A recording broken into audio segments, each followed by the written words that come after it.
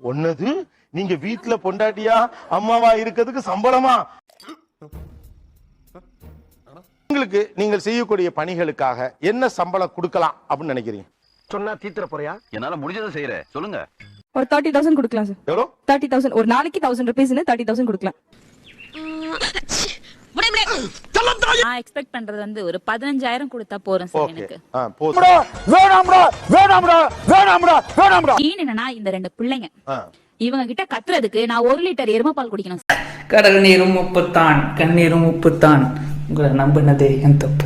பசும்பால் குடிச்சாலாம் போராது sir, 1 litre எருமைப்பால் குடிக்கணும்.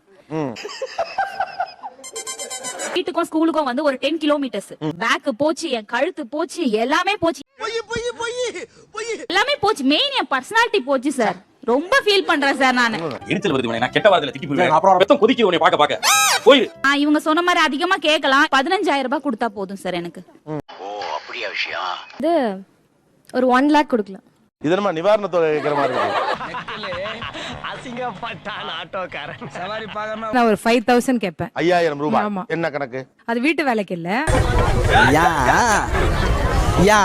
இப்ப இந்த மன உளைச்சலுக்காக கேட்பேன் அந்த 5,000. ஆமா, நல்லா இருக்க. 5:30 இருந்து சமையல் பண்ணி அப்படி பண்ணும்போது இவர் படுத்துக்கிட்டு செல்லுல அந்த என்னென்னமோ விளையாடிட்டு இருப்பாங்க. நான் ஒரு பரதேசி, என்ன சுத்தி ஏகப்பட்ட பரதேசி. டீ போன 2 முறை டீ போட்டோம்னா பிள்ளைங்களை எழுப்பணும். எழுதுற அந்த பாத்திரங்கள் ஒரு சத்தம் கேட்க கூடாது நடுவுல அவருக்கு. மணிக்கு எழுந்து கிளம்பணும். நீங்க வேலை பாக்குறீங்க? வேலை பாக்குறேன் நான். அவர மாதிரி ஈக்குவலா சம்பாதிக்கிறேன். டைம்ல இவர் பண்ற சேட்டைய பாத்தீங்களா? இவங்க பேசல சூப்பரா பேசுறாங்க. கேமரா பார்த்து தான் சொல்றாங்க. இவர் பண்றது இது என்ன பிரமாதம்? இத விட பெசலைட் ஒன்னு இருக்கு. கூவுடா. இல்ல அவர் இருக்காரு.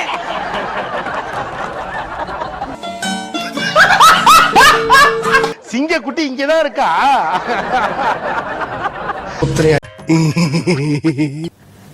ஆளு பாக்க சொங்கி மாதிரி இருந்தா அடிப்பியா?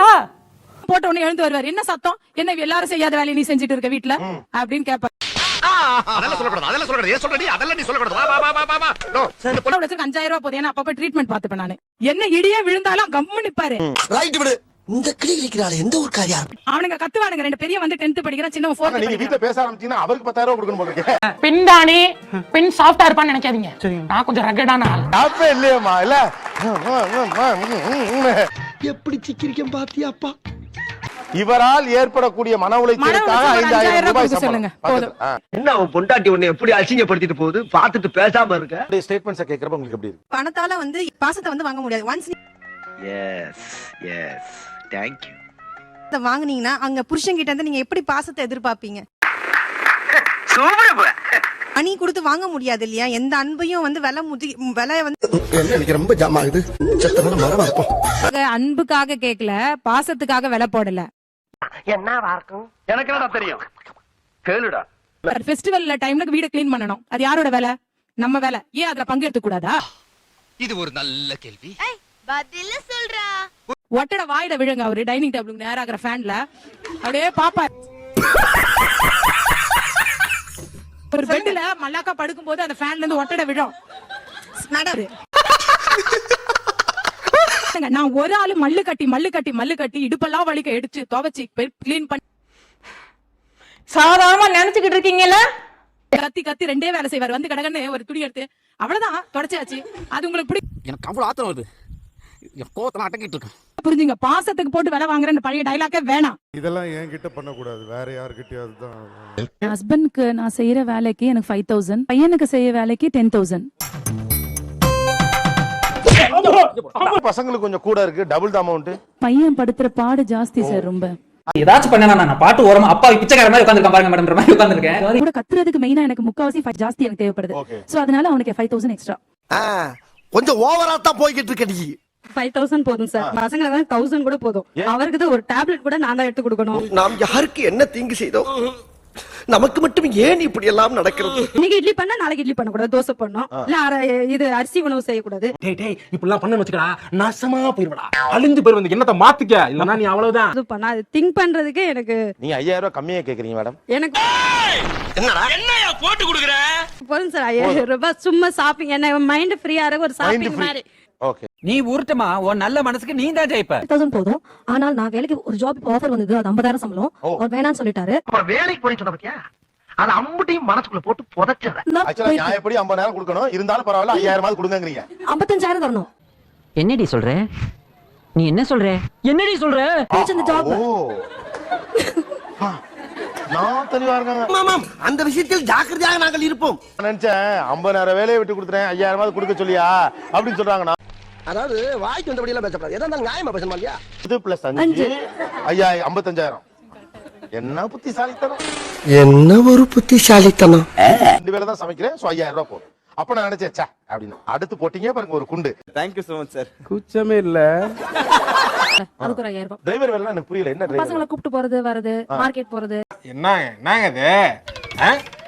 சொல்லுங்க. இந்த பக்கம் எலும்பு தேயுதுங்கறாங்க சார், வண்டி ஓட்டி. இதுக்கப்புறம் திருப்ப முடியல சார் கழுத்து. என்னடா இது? என்னம்மா இது? ஆபீஸ்க்கு 25 கிலோமீட்டர் வீட்டுக்கார போயிட்டு வந்துட்டே இருக்காரு. அது அவங்க தலையெழுத்து சார். அவ்வளவுதான். இன்னையோட உறவு அந்திருச்சுன்னு வச்சுக்க. எம்மே மூஞ்சில முடிக்க மாட்டேன். இந்த பக்கத்துல நான் சொல்றேன் கேட்டு. 30,000 சார். 30,000 என்ன கணக்கு? பசங்களை பாத்துக்கிறதுக்கு 10,000. பசங்களை பாத்துக்கு 10,000. சமையல் பண்றதுக்கு 10,000. பைத்தியம்ங்க இதெல்லாம். பைத்தியம் என்னங்க? போ போ. ஏங்க வீட்ல வாட்ச்மேன் வேலை பாக்கணும் பாத்தீங்களா? வரவங்க போறவங்க யாரவங்களுக்கு பதில் சொல்றது போறது. பதில் சொல்றதுக்கு 10,000. ஆனா இது புதுசா இருக்குனே, புதுசா இருக்கு. அதனால ஒரு நாளைக்கு 200 ரூபாய், 30 நாள் போட்டீங்கன்னா 6,000 ரூபாய். 6,000 ரூபாய். ஐயோ 5 பைசா கூட இல்லையே. சீசன்லாம் வரும்னா வீடு துடைப்போம், இந்த மாதிரி கிளீனிங் அந்த மாதிரி இருக்கும். அந்த இதுக்குன்னா ஒரு மாசத்துக்கு 2,000 ரூபாய். நான் இங்க பாரு 2 பிஸ்கட் போட்டேன், அவ்வளவு 2 யோட இருக்கு. மனுஷங்க போடுறீங்களா? ஏடா போடுறீங்க? ஏடா போடுறீங்க? எழுதி வச்சிருக்காங்க. எடுங்க. இது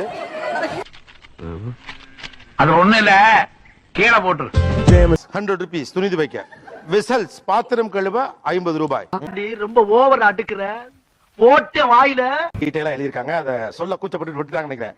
பாத்ரூம் கிளீனிங் சாம்பார் ஆப் எனக்கு. ஆண்கள் ஷேர் பண்றதே இல்ல. எஸ்பெஷலி பாத்ரூம் கிளீனிங் வந்து men most of the time share பண்றது இல்ல.